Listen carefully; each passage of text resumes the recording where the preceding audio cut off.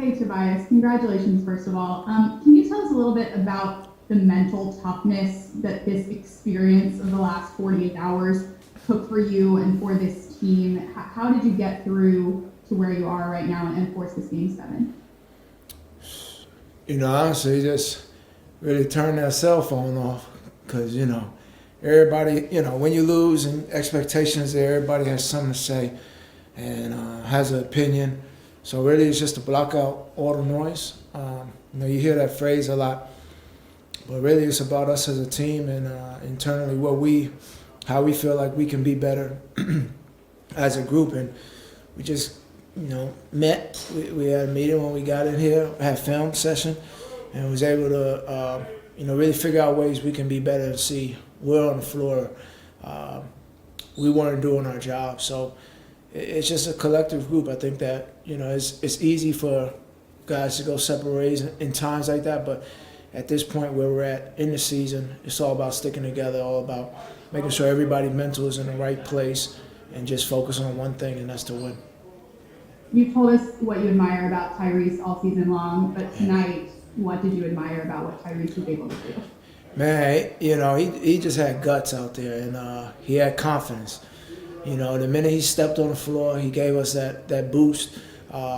The minute he checked in the game, and he just played with that, just basically freeness out there. He wasn't scared of the moment, wasn't shy at all. Got to his spots, just gave us that big boost of energy out there, and that helped us. He was the spark of the game for us as a whole. I thought this was a great team win for us. We still got more work to do, though. Paul Hudrick. Hey, Tobias. Doc mentioned that you had gone over a lot of film over the last couple of days, looking back on the last 2 games, and he compared you to Bernard King. Do you see that, and is that some aspects of this game that you're trying to implement in your own? Yeah, that's a great comparison when you talk about a player of Bernard King's stature. That's a huge compliment to myself. One of the things that he tells me is really quick decisions, get to your spots, be efficient, and just to be a winner. And being a volunteer, going to Tennessee, I got to know Bernard really well. Even early when I was getting recruited, getting to know him. So he's a great basketball mind and a great player as well. So that's a big compliment. Thanks, guys. Yep. Dave McMenamin. Tobias, you had really strong offensive games the first 4 games of the series. Kind of fell off a little bit in game 5. What sense of personal responsibility did you have going into tonight to get back to form? Well, honestly, in game 5, we had a 20-point lead pretty much throughout the game, and we were flowing through other guys. And honestly, there just weren't that many looks there for me in the course of the game. And I'm not going to disrupt the team's rhythm by trying to force during the game. Obviously when you lose a game, that's over-criticized. But when, we sat as a team and saw some of the plays, some of the actions I was in, making the right play and just flowing with the team, it was like, nobody really was in our locker room worried about my play. It was just like, hey, we got to get you more involved earlier in the game. So at the end of the game, we're not trying to get you right into a rhythm in the fourth quarter. So for me, as I said before, is blocking out that noise and just understand that it's all about who's in this locker room. And guys on the team trust me as a player, want me to be successful, want our team to be successful. And, we all pick each other up in every different facet of this game and off the court even as well.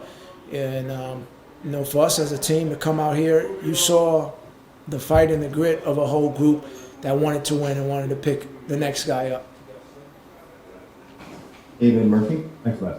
Yep. Hey, Tobias, you mentioned turning your phone off. What's it like, that next day, that next morning? Like, are you, after Game 5, is the sting still there? What's it like watching the game? And kind of what did you feel and what did you see out of your teammates over those next 24 hours? Yeah, honestly, we dropped the ball, obviously.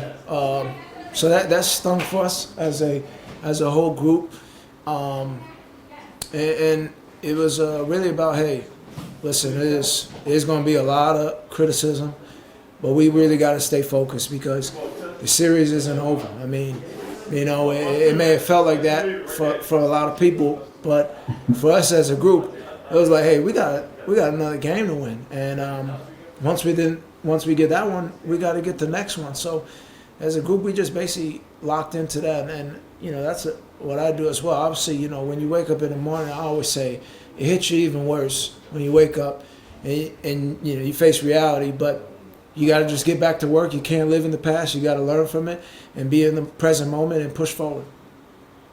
Thanks, man. Yep. And for two more, we'll start with Al Thompson.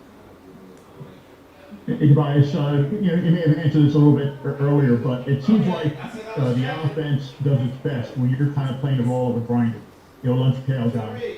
And that was missing a little bit in Game 5, and it seemed like you got back to that. Can you talk about having that role of a Can y'all grinder? close that door? Yeah, sorry. Yeah, keep going. Sorry. Oh no, I heard you say yeah. No, I mean I think in the beginning of the game, we gotten some actions that was able to create ball movement, able to get me downhill. Obviously, for me, I'm a guy who plays in the flow of how the team is playing, and I thought we just did a good job of finding different mismatches out there on the floor. Even for my game, being able to get into the pick and roll and get downhill, and create some isolations out there. So I thought we did a better job. Me personally did a better job of finding and seeking out those matchups, and that was able to help my game as well. All right, Tobias, thank you, man. All right, see ya. All right, everyone, Tyreek's next.